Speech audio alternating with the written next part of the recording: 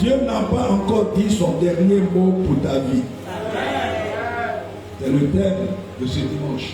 Dieu n'a pas encore dit son dernier mot pour ta vie. Même s'il reste 1 mois et demi pour l'année, Dieu n'a pas encore dit son dernier mot. Psaume 71, 10, 14. Car mes ennemis parlent de moi, et ceux qui guettent ma vie se consultent entre eux, disant, Dieu l'abandonne, poursuivez, saisissez-le, il n'y a personne pour le délivrer. Voici la pensée de tes ennemis. C'est presque la fin de l'année, dit Dieu là, il n'a rien fait pour lui. Il n'est même plus avec. Saisissez-le, la personne pour le défendre, pour le délivrer. Verset 12.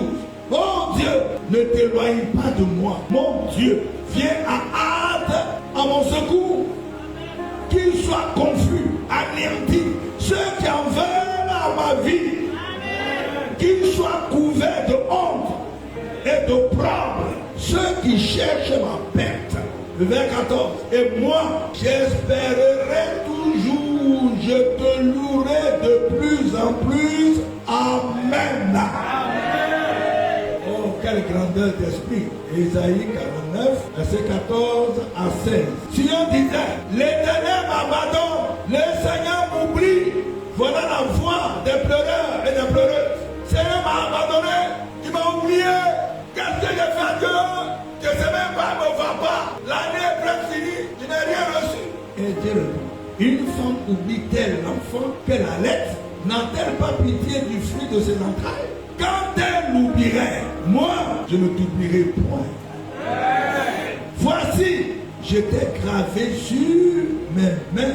Tes murs sont toujours devant mes yeux. Amen. Nous venons de lire 2 textes. Et le premier, le psaume 71, le verset 10 à 14, les ennemis disent, Dieu l'a abandonné. Poursuivons-le, saisissons-le. Il n'y a personne pour le défendre, pour le délivrer. Il n'y a plus personne. Dieu même l'a abandonné. Ça, c'est leur pensée à eux. L'année est presque finie. Toutes les prophéties qu'on a dit sur là, rien ne s'est réalisé. Donc, ça veut dire, ils ont fait leur déduction. Si rien n'est accompli encore sur sa vie ou dans sa vie, c'est que Dieu l'a abandonné. Voilà comment ils ont déduit. Si Dieu l'a abandonné, ça veut dire qu'on peut le saisir et puis faire de lui tout ce qu'on veut. Et ils saisissons-le. Nous y sont là. C'est fini. Mes amis, c'est la même manière. Si vous voulez, c'est ainsi que Pharaon pensait contre les Israélites, ces anciens esclaves qui sont sortis de l'Égypte. Et puis il dit, saisissons-les. Prenez Exode 15. Exode 15, verset 9. L'ennemi disait, je poursuivrai, j'atteindrai, je partagerai le butin. Ma vengeance sera assouvie. Je tirerai l'épée, ma main les détruira. Poursuivez. Il a laissé sortir les Israélites et après il a regretté. Il dit poursuivons. Voilà tes projets. Je vais les poursuivre, je vais les saisir, je vais les détruire. Voilà les projets de tes ennemis en cette fin d'année. Saisissez, poursuivez. Vous savez ce qui est arrivé à Pharaon et à son armée. Il voulait poursuivre. On va revenir là-dessus. C'est ce que Dieu réserve à tes ennemis. Ils pensent que c'est fini pour toi. Ils n'ont qu'à essayer. Dis à ton voisin qu'ils essaient un peu à cette fin d'année. Ils sauront qui est mon Dieu.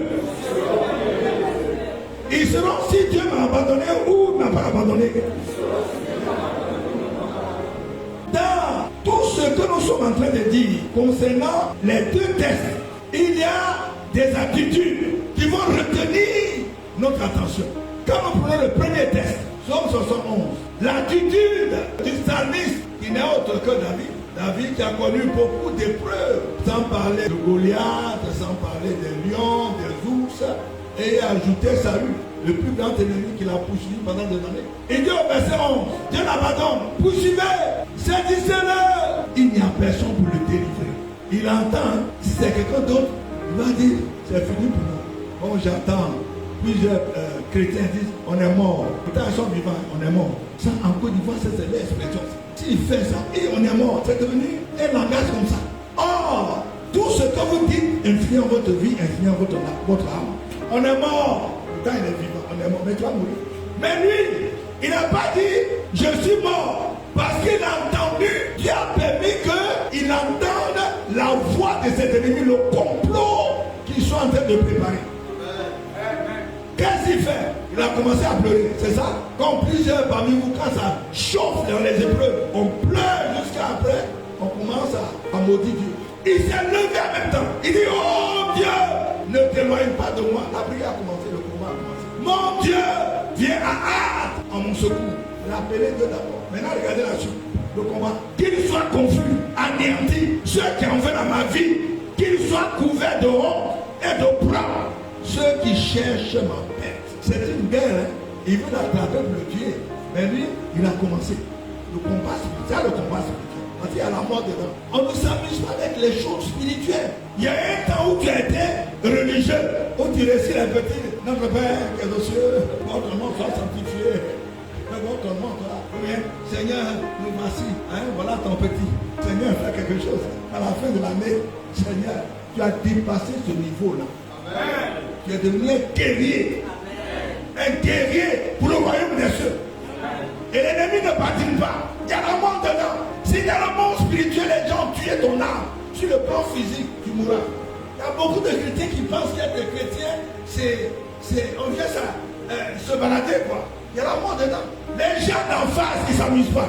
Ils ont leur Dieu, ils ont leur marabout, ils ont leur sorcier, ils ont leur astronaute, les enchanteurs, les féticheurs qui vont consulter avec ta photo, avec un dessous venant de toi, avec ton nom. C'est lui qui fait beaucoup de bruit dans notre famille. C'est prier dans le cadre de nos fétiches. Il faut en finir avec lui. C'est lui qui crie dans le quartier. Oh Dieu, éteignez-le. La vie chrétienne, ce n'est pas une vie d'amusement. Il y a la mort dedans. On appelle ça guerre spirituelle. J'aime bien les noms de combat spirituel. Les Anglais, ils disent spiritual warfare. Spiritual warfare. C'est-à-dire la guerre spirituelle. La guerre, on ne voit pas, mais c'est la guerre. Parce qu'il y a la mort dedans. Il y a aussi la vie dedans. Si tu as gagné, tu vis. Si tu t'amuses, ils vont te faire nous dévancer. Tu vas nous dévancer. On dit, le frère a été bon, hein. Il est mort tôt comme ça. Tu pratiquais bien la parole de Dieu, mais qu'est-ce qui s'est passé? Il s'est amusé avec le combat spirituel. Ils ont fini avec. Tu vas aller au ciel, mais tu es parti avant ton temps. Ça, moi, j'ai dit, je ne vais dévancer personne. Je mourrai de ma propre mort. Je mourrai à 120 ans. Et je resterai toujours droit pour prier pour les gens, pour enseigner les gens, pour faire leur délivrance. 120 ans, de faire ta délivrance. Comme disait le psaume 50, verset 15, 50-15, il dit, dans la détresse, invoque-moi, je te répondrai et tu me glorifieras. Quand on était à Dabou, c'était de notre chanson. Le jour, le pasteur nous enseignait ça. Partout dans la vie, dans la détresse, invoque-moi, je te répondrai et tu me glorifieras. C'est de notre chanson. Dans la détresse, invoque-moi, je te répondrai, tu me glorifieras. C'est Dieu qui parle. Il dit quand tu es dans les problèmes, il ne faut pas pleurer. Prie seulement, invoque-moi. Moi, je te répondrai et toi, tu vas me glorifier. Tu ne nous as pas dit de pleurer dans les épreuves. Non, il dit invoque-moi. Quand on prenait le psaume 107, le psaume 107, 13 à 14, dans leur détresse, dans leurs difficultés, dans leurs épreuves, qu'est-ce qu'ils ont fait? Ils criaient à l'Éternel et il les délivra de leur angoisse. 14. Il les fit sortir des ténèbres et de l'ombre de la mort et il rompit leurs liens dans leur détresse. Sauve-nous en cette fin d'année. Les ennemis se sont levés, ils cherchent des armes pour leur confrérie et leur chien est tombé sur moi. Mais Seigneur, secours-moi. Donne-moi la victoire sur mes ennemis. Que la mort qu'ils ont préparée contre moi retourne contre eux. C'est pas ça que vous appelez retour à l'envoyeur. Retour à l'envoyeur là, ça marche. Je vous le dis, ça marche. Et c'est biblique. Quand on lisait le psaume 94, le vers 23, il fera retomber sur eux leur iniquité. Il les anéantira par leur méchanceté. L'Éternel notre Dieu les anéantira. Il va faire retomber sur eux leur iniquité, leur plan diabolique va tomber sur leur tête et en même temps ça va les écraser, ça va les anéantir. Ce qu'ils ont préparé contre moi retombe sur eux. Ça c'était la bonne attitude. Mais la mauvaise attitude se trouve dans Isaïe 49, on vient de lire, verset 14. Dieu m'a abandonné, Dieu m'a oublié. Je ne sais pas ce que j'ai fait à Dieu, il m'a oublié. Dans les difficultés, on dit Dieu m'a oublié. Et Dieu répond, est-ce qu'une femme oublie son nouveau-né? Et il dit, cette femme oubliait son nouveau-né, moi je ne t'oublierai point. Effectivement, il y a des femmes qui abandonnent leur bébé, les jettent à la poubelle. Un jour, une femme attendait des pleurs d'un bébé. Quand elle est allée se soulager, vous savez, les latrines d'avant, il y en a encore dans des villages. Elle est allée se soulager, elle entend les pleurs d'un bébé venant de cette latrine. Elle va chercher une torche, elle voit un bébé dedans. Vous savez, le plus souvent, la latrine c'est presque rempli. Oh ouais, nous on a fait le village, ça veut quoi on parle. On a fait sortir le bébé avec les asticots qui sortaient de ses narines et sa bouche. Mais il n'est pas mort. Dieu protège les bébés. Innocent, Dieu les protège. Si c'est un pécheur qu'on a fait entrer des mains, il allait mourir. On a lavé le bébé, on lui a fait sortir tous ces asticots. Le bébé a survécu. Mais on ne sait pas à qui appartient ce bébé. Mais Dieu dit, si une femme fait ça, moi je ne peux pas te faire ça.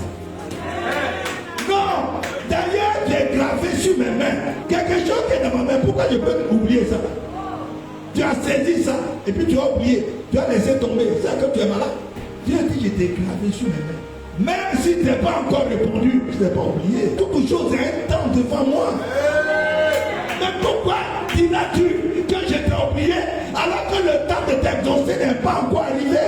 Mais ça vient. On t'arrive. Reste tranquille. Continue de crier à moi. C'est moi qui sais quand je vais t'exaucer. Regardons encore dans Lamentation 3, versets 8 à 9. Quand on dit lamentation, ça vient du verbe non, se lamenter. Ça vient du verbe se lamenter. Or, se lamenter, ça dit quoi? Se plaindre longuement. Pas me plaindre seulement. Ça dit toujours, se plaindre longuement. Ça veut dire aussi murmurer. Quelqu'un qui murmure, il ne finit pas vite. Lamentation 3, versets 8 à 9. Jérémie se plaint. J'ai beau crier et implorer du secours. Il ne laisse pas accès à ma prière. Ma prière n'est pas exaucée. Il a fermé mon chemin avec des pierres de taille. Il a détruit mes sentiers. Dieu même là, tu ne sais pas. Il ne m'exauce pas. Et il a mis des grosses pierres devant moi. Je ne peux même pas avancer. Ma vie est bloquée. C'est ce que ça veut dire. Il se lamente. Il se plaint. Ce n'est pas la bonne attitude. Ce n'est pas la bonne attitude.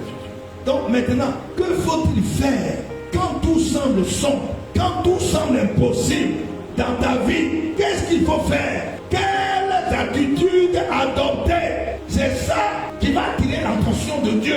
C'est ça qui va faire en sorte que Dieu intervienne. Parce que c'est pas les pleurs là pour que Dieu ait pitié de toi là. Aie pitié, Seigneur, aie pitié, je t'aime, Seigneur, aie pitié. C'est pas ça qui attire l'attention de Dieu. Première des choses, c'est ce que le psalmiste a fait dans le psaume 71. Il faut continuer de prier. Il faut persévérer. Continuer de croire. Continuer d'avoir confiance en Dieu. Et espérer à un changement un jour. Le psalmiste a fait tout ça. Et le verset 14 de psaume 71, il dit, j'espère.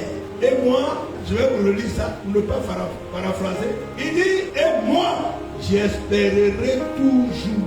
Soulignez toujours. J'espérerai toujours. Je te louerai de plus en plus. Vous comprenez ce français-là? Malgré les difficultés, j'espérerai toujours en l'Éternel et je continuerai de louer de plus en plus. Les difficultés m'assaillent, mais moi, je te louerai de plus en plus.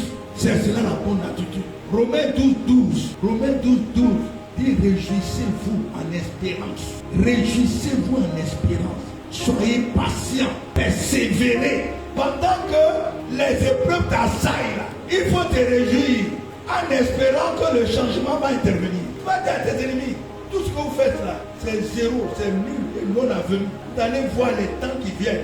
Avant la fin de l'année, vous allez voir le changement. Et la Bible dit dans le psaume 37, le verset 5, psaume 137, le verset 5, dit quoi? Recommande ton sort à l'Éternel. Recommande ton sort à l'Éternel. Virgule.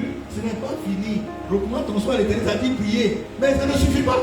Si ça suffisait, il n'allait pas avoir virgule. Recommande ton sort à l'Éternel, virgule. Mets en lui ta confiance. Pendant que tu pries là, crois en lui. Mets en lui ta pas encore fini. Et il agira. Si tu pries et si tu mets ta confiance en lui, il n'y a rien à faire. Il va agir. Mais est-ce que vous savez qu'il y a des chrétiens qui prient, mais ils ne croient plus? Ils sont devenus comme des religieux, comme des perroquets. Surtout maintenant qu'il y a proclamation dans les églises, tout le monde fait proclamation. Éternel mon Dieu, me voici. Lève-toi, lève-toi. En cette fin d'année, change ma condition de vie, change ma condition. Mais tout ça, elle est pris et pas donné. Ils sont devenus des perroquets. Est-ce qu'il y a des perroquets ici? Ou bien de vrais chrétiens? Hein? De vrais chrétiens. Et vous qui m'écoutez, est-ce qu'il n'y a pas de perroquets parmi vous là-bas? Ne soyez pas des perroquets. Croyez en Dieu et croyez en moi. C'est pas ce que dit le Seigneur. Croyez en Dieu, croyez en moi. C'est-à-dire, je vous rassure que la chose va passer. Ce que Dieu a dit de toi, ça va se réaliser. Mais laisse Dieu choisir le temps. Toi, tout ce que tu as fait, persévère, continue de croire, continue de persévérer, continue de lui faire confiance, continue de croire. Comme disait le psaume 130, le verset 5, j'espère à l'Éternel, virgule. Mon âme espère, virgule. Il n'est pas fini. Et j'attends sa promesse. Mon âme espère. Et j'attends sa promesse. C'est-à-dire que tu ne suis même pas perturbé. Il va faire ou il ne va pas faire, ce n'est pas mon problème. Moi, j'espère que mon âme espère. Et dans ces conditions-là, j'attends sa promesse. Ni Satan et ses démons, ni les sorciers, les mystères, les sataniques, tous les fils du diable ne peuvent pas me décourager. Parce que mon âme même espère. Parce que c'est l'âme qui reçoit les sentiments. C'est dedans que se trouvent les sentiments. La peur, la foi, le découragement. Tout ça c'est dans l'âme. Mais si mon âme espère, avec moi et comme moi, c'est fini. Et dans ces conditions-là, j'attends sa promesse. Même s'il reste un mois et demi. Même s'il reste un mois et demi pour finir l'année. J'attends quelque chose va se passer. Je crois en ce Dieu-là. Ce n'est pas n'importe qui. Je ne suis pas engagé. Je n'ai pas fait alliance avec un féticheur, avec un sorcier marabout, ni avec une idole, ni avec quoi que ce soit. On dit il est puissant. Mais mon Dieu est tout puissant. C'est lui qui a envoyé Jésus-Christ. La Bible dit, au nom de Jésus-Christ, vous allez marcher sur les serpents, les scorpions, sur toute la puissance de l'ennemi, et rien ne pourra. Mais pourquoi adopter cette attitude? Parce que si Dieu voit ta foi, ta confiance en lui, s'il voit ta persévérance et ton espérance en lui, ton espérance à une vie meilleure, qu'est-ce que Dieu va faire? Dieu peut changer les temps et les circonstances dans ta vie. C'est ça qui fait trembler le cœur de Dieu. Quand il voit quelqu'un qui espère, quelqu'un qui persévère, quelqu'un qui a confiance en lui, Dieu aime tous et il aime ça. Qu'est-ce qu'il a dit à Abraham? Abraham avait déjà fait des expériences avec lui.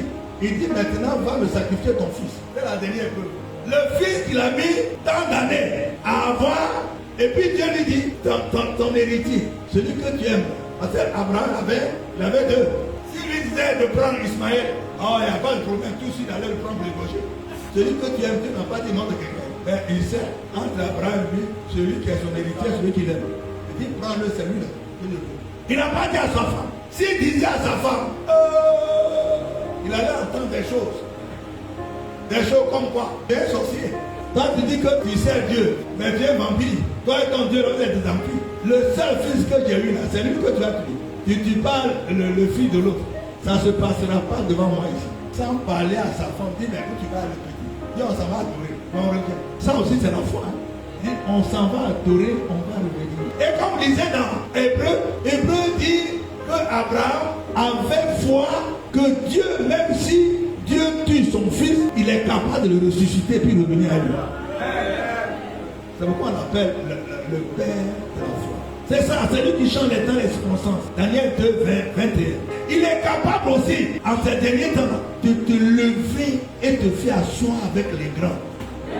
Si tu confesses la foi, la confiance, Dieu est capable de te prendre de la poussière de tes épreuves, te hisser, te faire asseoir avec les grands. Dieu n'a pas encore dit son dernier mot pour toi. Quel est le dernier mot de Dieu pour toi en cette fin d'année? Premièrement, comme dans Isaïe 49, verset 14 à 16, Dieu te dit qu'il ne t'a pas oublié ni abandonné. Il faut retenir ça. Dieu ne t'a pas abandonné ni oublié. Car il dit de te dire qu'il se souvient de toi et ne t'a pas oublié. Ton image est devant lui. Il te tient dans sa main. Il ne t'a pas oublié. Amen. Deutéronome 31, verset 6 et 8. Fortifiez-vous et ayez du courage. Ne craignez point et ne soyez point effrayés devant eux, devant vos ennemis. Il dit, vont en finir avec eux. Car l'Éternel, ton Dieu, marchera lui-même avec toi. Il ne te délaissera point, il ne t'abandonnera point. Verset 8. L'Éternel marchera lui-même devant toi. Il sera lui-même avec toi. Il ne te délaissera point, il ne t'abandonnera point. Ne crains point et ne t'effraie point. Ne crains point et ne t'effraie point. Ça veut dire, même si il reste un mois et demi, Dieu dit il est avec toi. Il n'a pas encore dit son dernier mot, mais en même temps il dit, je suis avec toi. Prends seulement courage, n'aie pas peur. Deuxième parole, deuxième mot. Le Seigneur dit de te rappeler qu'il intervient le plus souvent le dernier, au dernier moment. Quand les hommes ont utilisé toutes leurs cartouches, ou quand ils pensent qu'il n'y a plus de solution, c'est là que lui intervient. C'est ce que nous voyons dans Jean 19, verset 25. Mais je sais que mon Rédempteur est vivant et qui se lèvera le dernier. Il est vivant. Ça c'est Jean. Avec toutes ces difficultés que j'ai, je sais que mon Rédempteur, il est vivant, n'est pas mort. C'est-à-dire qu'il me voit. Il me voit dans les difficultés, dans les épreuves. Il va se lever le dernier pour me secourir. Au moment où les gens disent que c'est fini pour moi, c'est fini pour toi, c'est fini, il n'y a plus rien, il n'y a personne pour le sauver. Saisissons-le. C'est là que Dieu va se lever le dernier. Le psaume 68, verset 2, 3 dit, Dieu se lève et ses ennemis se dispersent. Psaume 68, les 22 et 3. Dieu se lève. Dieu va se lever dans ta vie en cette fin d'année. Et quand tes ennemis vont le voir, ils vont fuir. Vous n'avez pas dit, venez m'achever. Venez. Pourquoi fuyez-vous? Au dernier moment, il va se lever. C'est ce qui s'est passé. Revenons sur le chant de Marie et de Moïse. Regardez, on reprend le verset 9 jusqu'au verset 10. L'ennemi disait, c'est Pharaon et son armée, je poursuivrai, j'atteindrai, je partagerai le butin, ma vengeance sera assouvie, je tirerai l'épée, ma main les détruira. Verset 10. Tu as soufflé de ton haleine, la mer les a couverts. Ils se sont enfoncés comme du plomb dans la profondeur des eaux. Ils n'ont pas dit, ils vont m'attraper. Ils ont dit, on va l'attraper. Et le Seigneur est intervenu au dernier moment. Il a fendu la mer. Quand les Israélites disent, il n'y a plus de passage, comment on va faire? Comme on dit, après moi des morts. Moïse dit, regardez la délivrance que Dieu va opérer devant vous aujourd'hui. Il n'y a plus de solution humaine. La solution humaine, là, c'est depuis l'Égypte jusqu'au bord de la mer. Là, tout on peut marcher, courir, marcher. Maintenant, sous la mer, tu vas faire quoi? C'est quand les hommes ont épuisé toutes leurs cartouches. Ils ont fait toutes sortes de prières, comme si nous sommes dit, j'ai fait toutes les prières. Et toi là, tu connais toutes les prières. Il faut dire, j'ai prié, moi, j'ai fait toutes les prières. Mais il n'y a rien. Oh, c'est quand il n'y a rien que Dieu intervient. Il a fendu la mer. Ses enfants sont entrés. Les ennemis disent, on rentre avec eux. Il y a des gens qui vont essayer d'entrer avec toi. En décembre, avant d'essayer d'entrer, ils disent, on va continuer de le poursuivre en 2026. Ils ne vont pas atteindre 2026. Ils ne vont pas atteindre, ils vont entrer dans la mer avec toi, mais eux seront engloutis. Toi, tu vas sortir. Parce que dans leur pensée, ils t'ont déjà eu. Le plan est déjà fait. C'est toi qui seras le mouton de fin d'année. Retour à l'envoyeur. Et la Bible dit quoi? Retour à l'envoyeur, ils mangeront leur propre chair, ils vont boire leur propre sang. C'est pas retour à l'envoyeur ça. Cette fin d'année, ils ne vont pas manger ta chair. Ils ne vont pas boire ton sang. Eux-mêmes, ils vont s'entretuer entre eux. C'est ça qui va se passer. Dieu a le dernier mot. Dieu est toujours avec toi. Il ne faut pas avoir peur. Les promesses que Dieu t'a faites seront accomplies. Les prophéties vont s'accomplir. Oh, tes ennemis disent, les prophéties, on n'a rien vu dedans. Est-ce que l'année est terminée? Est-ce que Dieu a dit son dernier mot? Ce sont les hommes qui ont dit leur dernier mot. Dieu n'a pas encore parlé. Quand Dieu va parler, tes ennemis vont fuir. Troisième chose, l'Éternel, le Dieu d'Israël, me dit de te dire, il vient de te rappeler encore ceci. Que pour lui, un jour est comme 1000 ans. Et 1000 ans sont comme un jour. Dieu te rappelait ça. 2 Pierre 3, 8. Un jour pour Dieu, c'est comme 1000 ans. Et 1000 ans pour Dieu sont comme un seul jour. Ça veut dire quoi? Ça veut dire qu'en un seul jour peut changer la vie de quelqu'un. Est-ce que ce n'est pas écrit écrit en Ésaïe 66, verset 8. En Ésaïe 66, verset 8. Un pays peut naître à un seul jour. Tu te lèves le matin et puis on dit le pays a changé. Un seul jour. Même toi, d'ici demain, Dieu peut faire quelque chose et puis ta vie a changé. On t'appelait quelque part. Les gens qui ne te connaissent pas, ils viennent, ils disent viens travailler avec nous. Ou bien ton projet que tu as fait depuis longtemps, même tu as mis ça dans les casiers, dans les tiroirs. Il dit tu as un projet que nous on veut financer. 800 millions. Dieu là, il va étape par étape. Quelqu'un qui n'a pas 100 000 francs, dit un milliard, il va se perdre. Dieu même le sait. Vous savez qu'il y a des gens qui ont vu millions, ils sont tombés à verser de l'eau sur les tomolas dans le temps. On dit 300 millions. Oh, de l'eau. Il est en train de mourir. S'il meurt, comment on va prendre les 300 millions? On va verser de l'eau. Il s'est réveillé. Il dit, il y a quoi? On dit, non, on a dit 300 millions, il est tombé. Quand il a atteint 300, il est tombé encore. Moi, le niveau que j'ai atteint, mais si tu dis 1000 milliards, je ne vais même pas me secouer même. Je ne vais même pas faire tout. Il y a ces 1000 milliards. Ok, mettez ça de côté. Je vais prier d'abord, et puis je vais commencer à dire, en levant la dîme. Mais quand tu n'as pas atteint le niveau que j'ai atteint, tu vois l'argent, 300 000, 1 million, il tremble. Et puis il tremble, mais il ne va pas enlever la dîme. En un seul jour, Dieu peut bouleverser ta vie. Il n'est pas tard. Retiens ceci, la fin du discours. Matthieu 6, verset 34. Ne vous inquiétez donc pas du lendemain, car le lendemain aura soin de lui-même. À chaque jour suffit sa peine. Est-ce que vous comprenez ce verset? Ce verset que Jésus même a donné. Ne vous inquiétez pas du lendemain. T'as dit demain, mon avenir, demain même comment je vais faire? Je vais même pas copier ma maison. Demain, l'argent de Popote est fini. Avant la fin du mois, comment on va faire? Ne vous inquiétez pas du lendemain. Pourquoi? Parce que le lendemain, on a soin de lui-même. T'as dit, avant demain, là, Dieu va faire quelque chose. Il faut, parce que ton inquiétude là, ça bloque le miracle. Ton inquiétude bloque le miracle. Or, il faut te dire que demain là, il aura à manger. Or, tu n'as rien. Dis demain, il aura à manger. Comme il disait, dis demain, il aura à manger. Même le pain même, au lieu de 150, ça sera 50. Et puis, quelqu'un dit, même si Dieu ouvre des fenêtres dans le ciel, ça ne peut pas arriver. Il dit, tu verras, mais tu n'en mangeras pas. Il n'a pas vu. Les gens sont allés manger gratuitement. Lui, il est mort. Tu ne veux pas que cela t'arrive. Ne t'inquiète pas du lendemain, car le lendemain, on a soin de lui-même. À chaque jour suffit sa peine. C'est-à-dire, chaque jour a sa réalité. Chaque jour, Dieu fait quelque chose. Les jours ne se ressemblent pas. Les jours passent, mais les jours ne se ressemblent pas. Parce que Dieu a tout préparé pour toi chaque jour. Tout ce qui te demande est confiance en lui. Continue de prier. Continue d'avoir la foi. Augmente ta foi. Ne te plains pas. Car il a tout préparé. Chaque jour a ses réalités. Les jours passent mais ne se ressemblent pas. Parce que Dieu est avec toi. Et la fin de l'année, c'est une fin d'année que Dieu a préparée pour toi. Tu verras avant janvier, les choses vont changer. Dieu va te repositionner. Il va te repositionner dans ce pays. Il va te repositionner de plein pas. Il a tout préparé pour que 2026 soit pour toi une année de bonheur, de prospérité, une année de santé, une année où tu verras la gloire de Dieu. Que Dieu vous bénisse.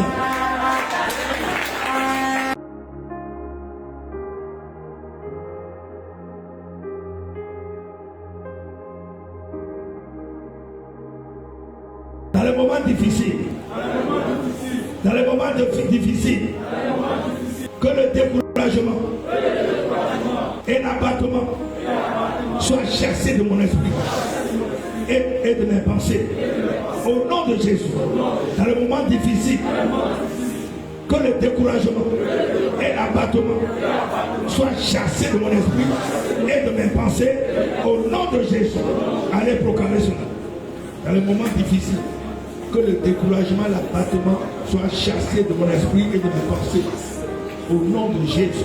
Dans les épreuves, que le Seigneur me donne la force de persévérer dans la prière. Au nom de Jésus. Dans les épreuves, que le Seigneur me donne la force de persévérer dans la prière. Au nom de Jésus. Allez prier ici.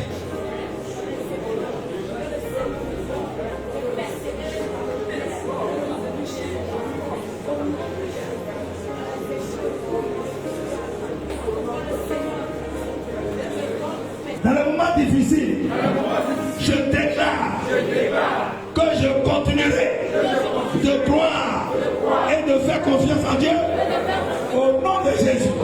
Dans les moments difficiles, je déclare que je continuerai de croire et de faire confiance en Dieu au nom de Jésus. Allez, déclare cela. Dans les moments difficiles, je déclare que je continuerai de croire et de faire confiance en Dieu dans le nom puissant de Jésus. Dans les situations contraires, je prends la résolution d'espérer jusqu'au bout au nom de Jésus. Dans les situations contraires, je prends la résolution d'espérer jusqu'au bout au nom puissant de Jésus. Allez, proclame cela.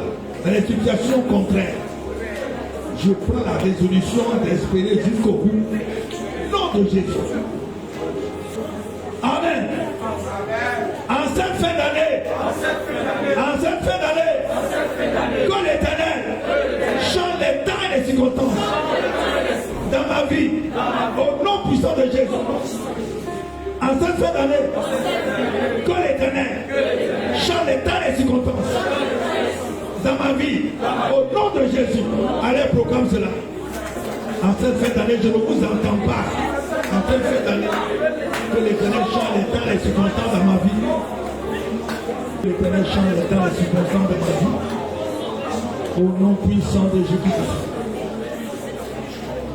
Qu'il change la malédiction en bénédiction dans ma vie. En cette fin d'année, que l'Éternel change les malédictions en bénédiction dans ma vie. Au nom de Jésus, en cette fin d'année, que l'Éternel change les malédictions de ma famille en bénédiction de ma vie. Au nom de Jésus. Allez, proclame cela. En cette fin d'année, que l'Éternel change les malédictions de ma famille en bénédiction de ma vie. Au nom puissant de Jésus-Christ.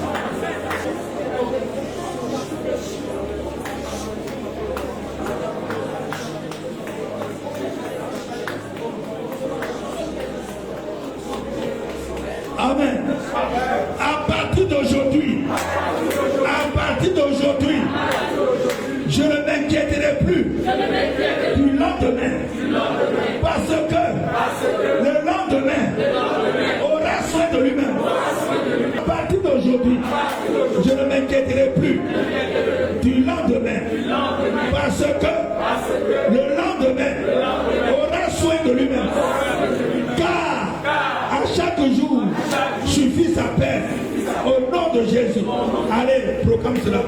À partir d'aujourd'hui, je ne m'inquiéterai plus du lendemain. Parce que le lendemain aura soin de lui-même. Car à chaque jour suffit sa peine. À partir d'aujourd'hui, je ne m'inquiéterai plus du lendemain. Parce que le lendemain aura soin de lui-même. Car à chaque jour suffit. Je prophétise que mon Rédempteur se lèvera pour moi en cette fin d'année, pour mon succès, ma réussite, mes bénédictions, ma prospérité, mon élévation, ma nomination et pour ma gloire, dans le nom puissant de Jésus. Je prophétise que mon Rédempteur se lèvera pour moi en cette fin d'année, pour mon succès, ma réussite, mes bénédictions, ma prospérité, mon élévation, ma nomination et pour ma gloire. Au nom de Jésus, allez prophétise.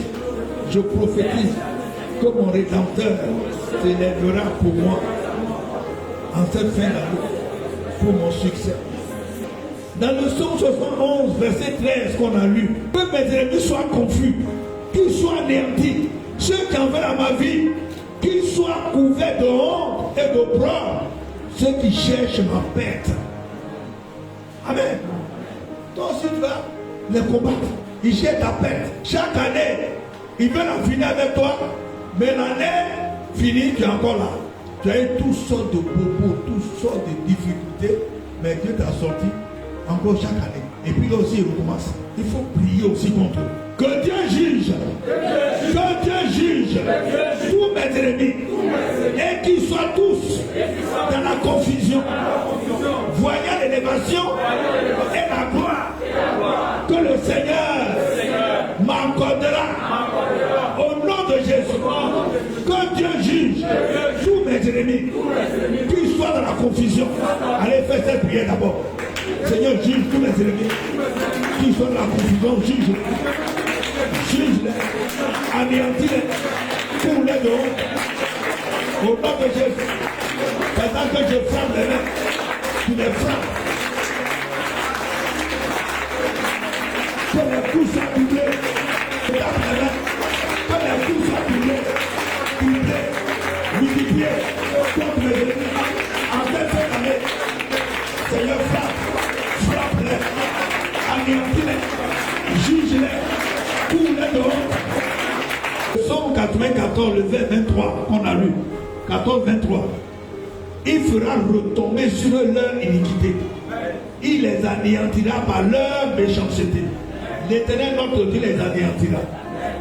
Que tout ce qu'ils ont prévu contre toi retombe sur eux-mêmes et qu'ils soient anéantis. Au nom de Jésus, que tout ce que mes ennemis en cette fin d'année ont programmé contre moi retombe sur eux-mêmes. La mort qu'ils ont programmée contre moi retombe sur eux-mêmes. Tous les malheurs qu'ils ont programmés contre moi en cette fin d'année retombent sur eux-mêmes. Retombent sur eux-mêmes. Et qu'ils soient anéantis. Retombent sur eux-mêmes. Et la mort les frappe. La mort qu'ils ont envoyée contre moi les frappe. Ésaïe 60, verset 11. Tes portes seront toujours ouvertes. Elles ne seront fermées ni jour ni nuit, afin de laisser entrer chez toi les trésors des nations et leurs rois avec leur suite. Amen. Tu vas prier, tu vas dire au Seigneur de t'ouvrir de grandes portes de bénédiction en cette fin d'année, afin que tu puisses entrer dans la nouvelle année avec de grandes richesses. Amen. Que Dieu m'ouvre de grandes portes de bénédiction. Que Dieu m'ouvre de grandes portes de bénédiction. Et que les promesses de l'Éternel se réalisent dans ma vie. Au nom de Jésus. En cette fin d'année, que Dieu m'ouvre. Tu demandes à Dieu de faire quelque chose, un miracle. Que tes ennemis qui sont préparés à nuire à ta vie voient et qu'ils soient confus. Amen. Au nom de Jésus. Au nom de Jésus. Seigneur, opère un signe, un miracle à ma faveur en cette fin d'année. Et que mes ennemis le voient et soient confus. Au nom de Jésus. Oh Dieu. Oh Dieu. En cette fin d'année, opère un signe, opère un miracle à ma faveur. Que mes ennemis le voient. Que mes ennemis le voient. Et soient dans la confusion. Au nom de Jésus. Oh Dieu. Oh Dieu. Opère un signe, un miracle à ma faveur. En cette fin d'année. Que mes ennemis le voient. Et soient dans la confusion. Allez, prie à Dieu, prie à Dieu. Oh Dieu. Opère un signe à ma faveur. Que mes ennemis le voient. Et soient confus. Oh Dieu. Oh Dieu. Opère un signe à ma faveur. Que mes ennemis le voient. Et soient dans la confusion. Soient dans la confusion. Au nom puissant de Jésus.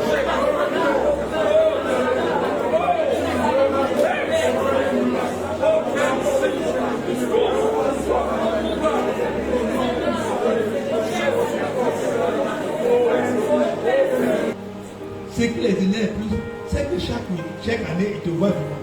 C'est ça qui les dérange. La mort qu'il a proclamée sur lui, la mort n'est pas encore intervenue. Pourquoi? Parce qu'ils savent que si tu vis longtemps, Dieu va accomplir sa promesse. Ils veulent que tu entres dans le séjour des morts malheureux, misérables. Et puis derrière toi, ils vont chanter. Vous n'avez pas dit que Jésus-Christ chante les vies des gens. Peut-être même qu'ils vont partir au cimetière pour chanter sur ta tombe. Je ne le sais pas. Il y a des gens qui font ça. Ils se moquent même jusqu'à du cadavre. Tu vas déclarer que tu ne mourras pas. Sur combien? 118 versets. Je ne mourrai pas, je vivrai. Je ne mourrai pas de la mort précoce. Au nom de Jésus. Au nom de Jésus. Que la mort précoce proclamée contre moi par les sorciers soit annulée, soit révoquée, soit détruite sur ma vie. Au nom de Jésus. Que la mort précoce proclamée contre moi par les sorciers soit annulée, soit révoquée, soit détruite sur ma vie. Au nom de Jésus. Fais cette prière d'abord. Il faut annuler la mort précoce d'abord. Que la mort précoce proclamée contre nous par les sorciers soit annulée, soit révoquée, soit détruite sur ma vie. Au nom de Jésus. Au nom de Jésus. Au nom de Jésus. Je refuse de mourir. Je refuse de mourir avant mon temps. Je refuse de mourir avant mon temps. C'est pourquoi je déclare dans les cieux, sur la terre, sous la terre, dans les eaux, dans les mers, dans les forêts, dans la lune, dans les étoiles, dans le soleil, que je ne mourrai pas. Je ne mourrai pas. Je vivrai. Je verrai l'accomplissement de ma destinée. Je verrai l'accomplissement de ma destinée. Je verrai 2026. Je verrai la nouvelle Côte d'Ivoire et j'en mangerai la meilleure production au nom de Jésus. Allez proclamer tout ça, proclamer tout ça.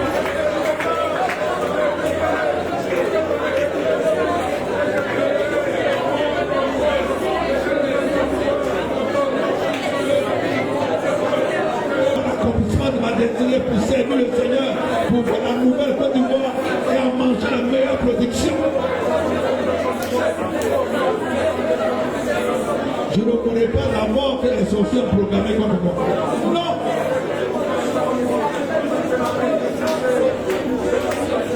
Comment ça dit merci au Seigneur? Remercions le Seigneur, remercions le Seigneur. Merci Seigneur, merci. Gloire à Dieu, mon Dieu. Au nom de Jésus, nous a exaucé, tu nous as parlé, tu nous as préparé pour la fin de l'année. Les ennemis nous poursuivront, mais nous n'atteindrons pas. Ils seront tous noyés. Au nom de Jésus. Amen. Amen.